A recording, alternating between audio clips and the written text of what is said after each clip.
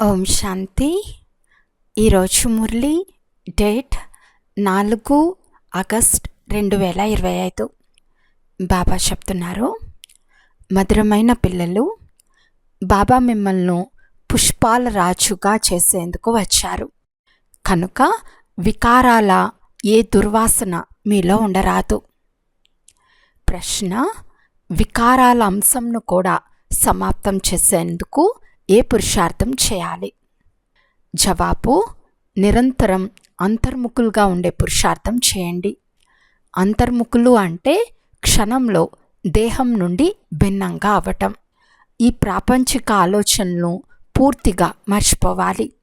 ఒక్క క్షణంలో పైకి వెళ్ళి మళ్ళీ క్రిందకు రావాలి. ఈ అభ్యాసం ద్వారా వికారాల అంశం సమాప్తమైపోతుంది. కర్మ చేస్తూ చేస్తూ మధ్య మధ్యలో అంతర్ముఖులుగా అవ్వండి. పూర్తి నిశ్శబ్దం ఏర్పడినట్లు ఉండాలి. ఎటువంటి కదలికలు ఉండరాదు. ఈ స్పృహే లేనట్లు అయిపోవాలి. ఓం శాంతి. ఇక్కడ ప్రతి ఒక్కరికి అశరీరులై తండ్రి స్మృతిలో కూర్చుని సృష్టి చక్రంను కూడా స్మృతి చేయమని చెప్తారు. మనుషులు 84 జన్మల చక్రాన్ని అర్థం చేసుకోరు. వారికి అర్థమే కాదు. ఎవరైతే 84 జన్మల చక్రంలో తిరుగుతారో వారే అర్థం చేసుకునేందుకు వస్తారు. మీరు దీనినే స్మృతి చేయాలి. దీనిని స్వదర్శన చక్రము అని అంటారు. దీని ద్వారా అసురీ ఆలోచనలు సమాప్తమైపోతాయి. ఏ రాక్షసుల కంఠము తెగిపోతుందని కాదు. మనుషులకు స్వదర్శన చక్రము అంటే ఏమిటో తెలియదు. ఈ జ్ఞానం పిల్లలైన మీకు ఇక్కడ లభిస్తుంది. కమల్ పుష్ప సమానంగా గృహస్థ వ్యవహారంలో ఉంటూ పవిత్రంగా అవ్వండి. భగవాను వాచ కదా. ఈ ఒక్క జన్మ పవిత్రంగా అవ్వటం వలన భవిష్య 21 జన్మలకు పవిత్ర ప్రపంచానికి యజమానులుగా అవుతారు. సత్యుగాన్ని శివాలయము అని అంటారు. కలియుగాన్ని వైశాలయము అని అంటారు. ఈ ప్రపంచం పరివర్తన అవుతుంది. ఇది భారతదేశానికి సంబంధించిన విషయమే. ఇతరుల విషయాల్లో జోక్యం చేసుకోరాదు. జంతువులు ఏమవుతాయి, ఇతర ధర్మాలు ఏమవుతాయి అని అడుగుతారు. మొదట మీది తెలుసుకోండి, తర్వాత ఇతరుల విషయాలు తెలుసుకోవచ్చునని చెప్పండి. భారతవాసులే తమ ధర్మాన్ని మర్చి దుఃఖితులు అయిపోయారు. భారతదేశంలోనే మీరే తల్లి తండ్రి అని పిలుస్తారు. విదేశాలలో తల్లి తండ్రి అను పదమే ఉండదు. వారు కేవలం గాడ్ ఫాదర్ అని అంటారు. భారతదేశంలోనే అపారమైన సుఖం ఉండేది. భారతదేశం స్వర్గంగా ఉండేదని కూడా మీకు తెలుసు. తండ్రి వచ్చి ముళ్ళను పుష్పాలుగా చేస్తారు. తండ్రిని తోట యజమాని అని అంటారు. వచ్చి ముళ్ళను పుష్పాలుగా మార్చండి అని బాబాను పిలుస్తారు. తండ్రి పూల తోటను తయారు చేస్తారు. ఆ తోటనే మాయ ముళ్ళ అడవిగా మారుస్తుంది. ఈశ్వర, నీ మాయ చాలా ప్రబలమైందని మనుషులు అంటారు. ఈశ్వరుని కానీ మాయను కానీ అర్థం చేసుకోరు. ఎవరు ఏం చెప్తే దానినే కేవలం రిపీట్ చేస్తూ ఉంటారు. అర్థం ఏమీ తెలియదు. ఈ డ్రామా ఆట రామరాజ్యం, రావణ రాజ్యములని పిల్లలకు తెలుసు. రామరాజ్యంలో సుఖము, రావణ రాజ్యంలో దుఃఖము ఉంటుంది. ఇదంతా ఇక్కడి విషయమే. ఇక్కడ ప్రభువు పంపే ఏ మాయా లేదు. పంచవికారాలను మాయా అని అంటారు. దానినే రావణుడు అని కూడా అంటారు. మనుషులు పునర్జన్మలు తీసుకుంటూ 84 జన్మల చక్రంలో వస్తారు. సతోగుణం నుండి తమో ప్రధానంగా అవ్వాలి. ఈ సమయంలో అందరూ వికారాల ద్వారానే జన్మ తీసుకుంటారు. అందుకే వికారులు అని అంటారు.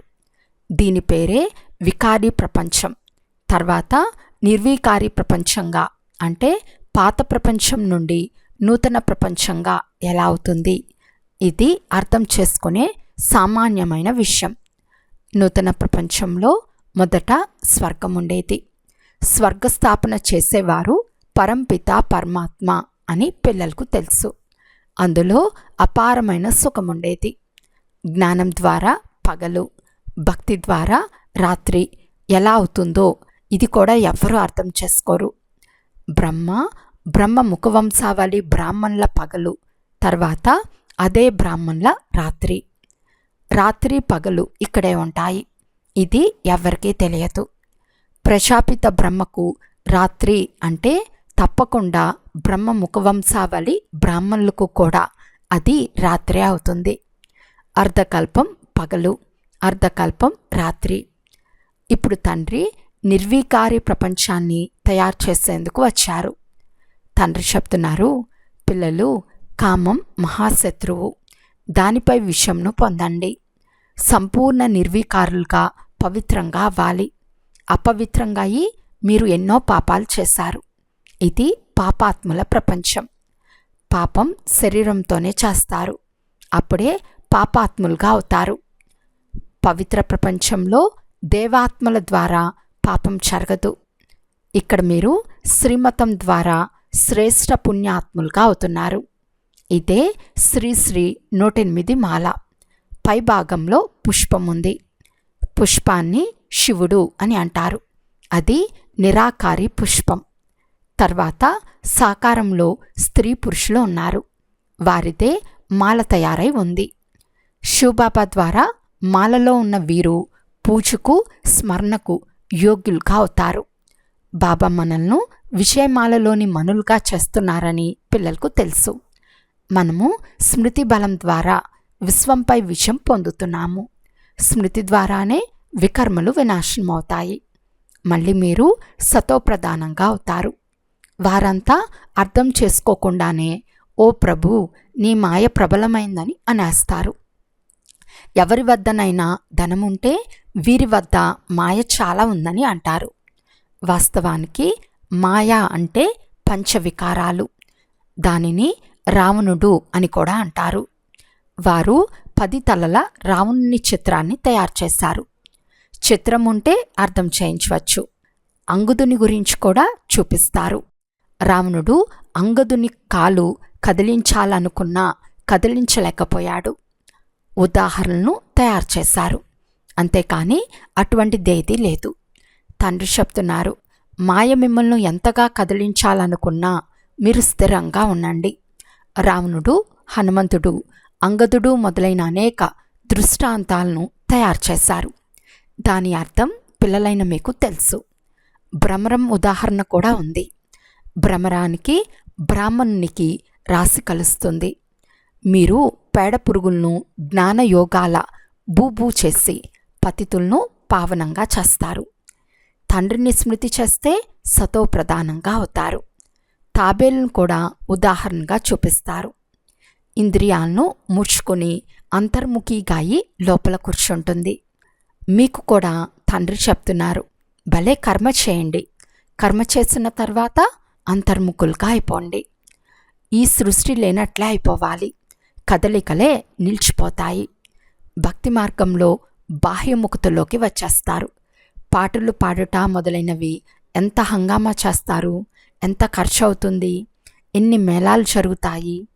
తండ్రి చెప్తున్నారు, వీటన్నిటినీ వదిలి అంతర్ముఖులుగా అవ్వండి. ఈ సృష్టి లేనట్లే అయిపోవాలి. మేము యోగ్యులుగా అయ్యామా అని మిమ్మల్ని మీరే పరిశీలించుకోండి. ఏ వికారము సతాయించటం లేదు కదా. మేము తండ్రి స్మృతి చేస్తున్నామా? ఏ తండ్రి విశ్వాధికారులుగా చేస్తున్నారో అటువంటి తండ్రిని రాత్రింబవలు స్మృతి చేయాలి. మనము ఆత్మలము, వారు మన తండ్రి. అంతరంగంలో సదా ఈ స్మృతే ఉండాలి. ఇప్పుడు మనం నూతన ప్రపంచంలోని పుష్పాలుగా అవుతున్నాము. జిల్లేడు పువ్వుగా లేక వాసన లేని పుష్పాలుగా అవరాదు. మనము ఒక్కసారిగా పుష్పాలలో రాజుకాయి గులాబీ పుష్పం వలె పూర్తి సుగంధభరితంగా అవ్వాలి. ఏ దుర్వాసన ఉండరాదు. చెడు ఆలోచనలు తొలగిపోవాలి. క్రిందకు తోసేందుకు మాయ తుఫాన్లు చాలా వస్తాయి. కర్మేంద్రియాలతో ఏవి కర్మ చేరాదు. ఇలా మిమ్మల్ని మీరు పక్కా చేసుకోవాలి. స్వయాన్ని సంస్కరించుకోవాలి. ఏ దేహదారిని స్మృతి చేరాదు. తండ్రి చెప్తున్నారు, స్వయాన్ని ఆత్మగా భావించి నన్ను స్మృతి చేయండి. శారీర నిర్వహణ కొరకు కర్మ కూడా భలే చేయండి. అందులో నుండి కూడా సమయాన్ని కేటాయించవచ్చు. భోజనం చేసే సమయంలో కూడా తండ్రిని మహిమ చేస్తూ ఉండండి. బాబాను స్మృతి చేసి తింటే భోజనం కూడా పవిత్రంగా అవుతుంది. తండ్రిని నిరంతరం స్మృతి చేయటం వలన అనేక జన్మల పాపాలు సమాప్తమైపోతాయి. మీరు సతోప్రధానంగా అవుతారు. నేను ఎంత సత్యమైన బంగారంగా అయ్యాను అని పరిశీలించుకోవాలి. ఈరోజు ఎన్ని గంటలు స్మృతిలో ఉన్నాను? నిన్న 3 గంటలు స్మృతిలో ఉండి నేడు 2 గంటలు స్మృతిలో ఉంటే నష్టమైనట్లే కదా. దిగటము ఎక్కటము జరుగుతూనే ఉంటుంది. యాత్రలకు వెళ్ళినప్పుడు ఎగుడు దిగుళ్ళు ఉండనే ఉంటాయి. మీ స్థితి కూడా హెచ్చు తగ్గులు అవుతూనే ఉంటుంది. మీ లెక్కను చూసుకోవాలి. ముఖ్యమైనది స్మృతి యాత్ర. భగవాను వాచ అన్నప్పుడు తప్పకుండా పిల్లల్ని చదివిస్తారు. పూర్తి ప్రపంచాన్ని ఎలా చదివిస్తారు? భగవంతుడని ఎవరిని అనాలి? కృష్ణుడైతే శరీరధారి, నిరాకార పరంపిత పరమాత్మనే భగవంతుడని అంటారు. నేను సాధారణ తనువులో ప్రవేశిస్తానని స్వయం భగవంతుడే చెప్తున్నారు. బ్రహ్మ వృద్ధ శరీరం కూడా గాయనం చేయబడింది. తెల్లగడ్డాలు మీసాలు వృద్ధులకే ఉంటాయి కదా. తప్పకుండా అనుభవీ రథమే కావాలి కదా. చిన్న రథంలో ప్రవేశించారు. నా గురించి ఎవ్వరికీ తెలియదని స్వయంగా వారే చెప్తున్నారు. వారు సుప్రీం గాడ్ ఫాదర్ అంటే పరం ఆత్మ. మీరు కూడా 100% పవిత్రంగా ఉండేవారు. ఇప్పుడు 100% అపవిత్రంగా అయ్యారు. సత్యుగంలో 100% పవిత్రత ఉండేది. అప్పుడు సుఖశాంతులు కూడా ఉండేవి. ముఖ్యమైనది పవిత్రత. పవిత్రమైన వారికి అపవిత్రమైన వారు తల వంచి నమస్కరిస్తారు, మహిమ చేస్తారు. దీనిని మీరు చూస్తున్నారు కూడా. సన్యాసులు ఎదుట ఎప్పుడూ మీరు సర్వగుణ సంపన్నులు, మేము పాపులము నీచలము అని పాడతారు. దేవతల ముందు ఇలా పాడతారు. కన్య కుమారిగా ఉన్నప్పుడు అందరూ ఆమెకు నమస్కరిస్తారు. వివాహం అవ్వగానే అందరి ఎదుట తల వంచి నమస్కరిస్తుంది. ఎందుకంటే వికారిగా అవుతుంది కదా.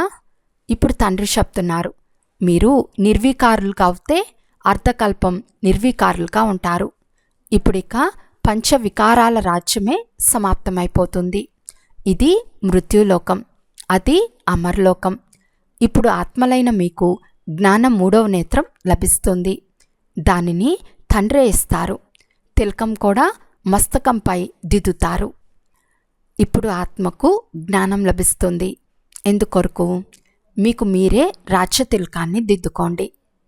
ఎలాగైతే న్యాయశాస్త్రాన్ని చదవటము అంటే తాముకు తామే బ్యారిస్టర్గా అయ్యే తిలకాన్ని పెట్టుకోవటం కదా. చదువుకుంటే తిలకం లభిస్తుంది, ఆశీర్వాదంతో లభించదు. అలాగైతే టీచర్ అందరిపై కృప చూపవలసి ఉంటుంది. అప్పుడు అందరూ ఉత్తీర్ణులు అవుతారు. అలా జరగదు. పిల్లలు తాముకు తామే రాజతిలకాన్ని దిద్దుకోవాలి. తండ్రిని స్మృతి చేస్తే వికర్మలు వినాశనమవుతాయి. చక్రంను స్మృతి చేస్తే చక్రవర్తి మహారాజులుగా అవుతారు. తండ్రి చెప్తున్నారు, మిమ్మల్ని రాజాది రాజులుగా చేస్తాను. దేవీ దేవతలు డబల్ కిరీటదారులుగా అవుతారు. పతిత రాజులు కూడా వారిని పూజిస్తారు. మిమ్మల్ని పూజారి రాజుల కంటే ఉన్నతంగా తయారు చేస్తారు.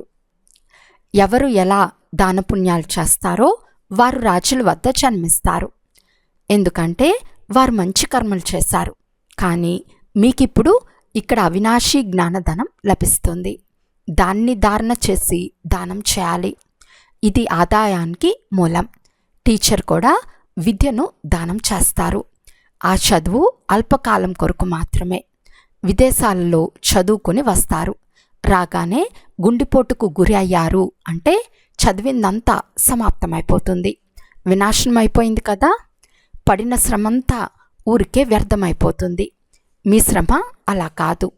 మీరు ఎంత బాగా చదువుతారో అంతగా 21 జన్మలకు మీ చదువు స్థిరంగా ఉంటుంది. అక్కడ అకాల మృత్యువులు సంభవించవు. ఈ చదువును జతలో తీసుకెళ్తారు. ఇప్పుడు తండ్రి ఎలా కళ్యాణకారులో పిల్లలైన మీరు కూడా కళ్యాణకారులుగా అవ్వాలి. అందరికీ దారి చూపించాలి. బాబా చాలా మంచి సలహాని ఇస్తారు. ఒకే విషయాన్ని అర్థం చేయించండి. సర్వశ్రేష్ఠ శిరోమణి శ్రీమద్ భగవద్గీతకు ఇంత మహిమ ఎందుకుంది? భగవంతునిదే శ్రేష్టమైన మతం. ఇప్పుడు భగవంతుడు అని ఎవరిని అనాలి? భగవంతుడేమో ఒకరే ఉంటారు. వారు నిరాకారులు, సర్వాత్మల తండ్రి. అందుకే పరస్పరంలో సోదరులు అని అంటారు. తర్వాత ఎప్పుడైతే బ్రహ్మ ద్వారా నూతన సృష్టిని రచిస్తారో అప్పుడు సోదరీ సోదరులుగా అవుతారు. ఈ సమయంలో మీరు సోదరీ సోదరులు కనుక పవిత్రంగా ఉండాల్సి వస్తుంది. ఇది యుక్తి. వికారీ దృష్టి పూర్తిగా తొలగిపోవాలి, సంభాళించుకోవాలి. మా కనులు ఎక్కడైనా మోసం చేస్తున్నాయా? బజార్లో శనగలు చూసి మనసు చలించదు కదా. ఇలా అనేక మంది మనసులో తినాలనిపిస్తుంది, తర్వాత తినేస్తారు కూడా. బ్రాహ్మణి ఉంటారు, ఎవరైనా సోదరుని జతలో వెళ్తారు. శనగలు తింటామా అని వారు అడగగానే ఒక్కసారి తింటే ఏమైపోతుందిలే, పాపం కాదులే అని భావించి పరిపక్వం అవ్వని వారు తినేస్తారు. దీనిని గురించి శాస్త్రాల్లో కూడా అర్జునుని ఉదాహరణ ఉంది. ఇలాంటి కథలను కూర్చుని తయారు చేస్తారు. వాస్తవానికి ఇవన్నీ ఈ సమయంలోని విషయాలే. మీరందరూ సీతలే. ఒక్క తండ్రిని మాత్రమే స్మృతి చేస్తే మీ పాపాలు సమాప్తమైపోతాయని తండ్రి చెప్తున్నారు. ఇక ఏ ఇతర విషయాలు లేవు. రావణుడు ఒక మనిషి కాదని మీకు తెలుసు. వికారాలు ప్రవేశించినప్పుడు రావణ సాంప్రదాయము అని అంటారు. ఎవరైనా అటువంటి పనులు చేస్తే మీరు అసురులు అని అంటారు కదా. నడవడికలు అసురుల వలె ఉంటాయి. వికారులుగా అయ్యే పిల్లలను కుల కలంకితులు అని అంటారు. మిమ్మల్ని వికారాల నుండి సుందరంగా చేస్తున్నాను, కానీ మీరు మీ ముఖం నల్లగా చేసుకున్నారని అనంతమైన తండ్రి చెప్తారు. ప్రతిజ్ఞ చేసి వికారులుగా అయితే చాలా నల్లగా అవుతారు. అందుకే రాతి బుద్ధి అని అంటారు. ఇప్పుడు మీరు మళ్ళీ పారస్బుద్ధి గలవారిగా అవుతారు. మీరు ఉన్నతమయ్యే కళ తయారవుతుంది. తండ్రిని గుర్తిస్తే విశ్వమాలికులుగా అవుతారు. సంశయపడే విషయం ఉండదు. తండ్రి స్వర్గ రచయిత కనుక తప్పకుండా పిల్లల కొరకు స్వర్గాన్ని బహుమతిగా తీసుకువస్తారు కదా. శివ జయంతిని కూడా జరుపుకుంటారు. ఆ రోజు ఏం చేస్తూ ఉండవచ్చు? వ్రతాలు మొదలైనవి చేస్తూ ఉంటారు. వాస్తవానికి వికారాలకు వశమవ్వమని ప్రతిజ్ఞ చేయాలి. వికారాల్లోకి వెళ్ళరాదు. దీని ద్వారానే మీరు ఆది మధ్యాంతాలు దుఃఖం పొందారు. ఇప్పుడు ఈ ఒక్క జన్మ పవిత్రంగా ఉండండి. పాత ప్రపంచ వినాశనం ఎదురుగా నిలిచి ఉంది. భారతదేశంలో 9 లక్షల మంది మాత్రమే మిగులుతారు. అప్పుడు చాలా శాంతిగా అయిపోతుంది. అది కూడా మీరు చూస్తారు. ఘర్షణ పడేందుకు అక్కడ ఇతర ధర్మం ఏది ఉండదు. ఒకే ధర్మం స్థాపించబడి ఇక మిగిలిన ధర్మాలన్నీ వినాశనమైపోతాయి. అచ్చా, మధురాతి మధురమైన అపురూపమైన పిల్లలకు మాతాపిత బాప్తాతాల ప్రియ స్మృతులు మరియు గుడ్ మార్నింగ్. ఆత్మిక పిల్లలకు ఆత్మిక తండ్రి నమస్తే. ఆత్మిక తండ్రికి ఆత్మిక పిల్లల యొక్క ప్రియ స్మృతులు మరియు నమస్తే నమస్తే నమస్తే. ధారణ కొరకు ముఖ్య సారము. ఫస్ట్ పాయింట్, అవినాశి జ్ఞానరత్నాలను స్వయంలో ధారణ చేసి ఇతరులకు దానం చేయాలి. చదువు ద్వారా స్వయానికి స్వయమే రాజ్యతిలకాన్ని దిద్దుకోవాలి. తండ్రి ఎలాగైతే కళ్యాణకారులో అలా మీరు కూడా కళ్యాణకారులుగా అవ్వాలి. సెకండ్ పాయింట్, ఆహార పానీయాలు పూర్తి పథ్యంను పాటించాలి. ఎప్పుడూ కనులు మోసగించకుండా చాలా జాగరూకత వహించాలి. స్వయాన్ని సంస్కరించుకోవాలి. కర్మేంద్రియాలతో ఏ వికర్మ చేయరాదు. ఈరోజు వరదానము. మనసాశక్తి యొక్క అనుభవం ద్వారా విశాల కార్యంలో సదా సహయోగి భవ. ప్రకృతిని తమోగుని ఆత్మల వైబ్రేషన్లను పరివర్తన చేయటం, అనవసర రక్తపాతం యొక్క వాయుమండలం వైబ్రేషన్లో స్వయాన్ని సురక్షితంగా ఉంచుకోవటం, ఇతర ఆత్మలకు సహయోగం ఇవ్వటం, కొత్త సృష్టిలో కొత్త రచనను యోగబలం ద్వారా ప్రారంభం చేయటం. ఈ విశాల కార్యాలన్నిటికీ మనసాశక్తి యొక్క అవసరం ఉంది. మనసాశక్తి ద్వారానే స్వయం యొక్క అంతం సుందరంగా ఉంటుంది. మనసాశక్తి అనగా శ్రేష్ఠ సంకల్పాల శక్తి.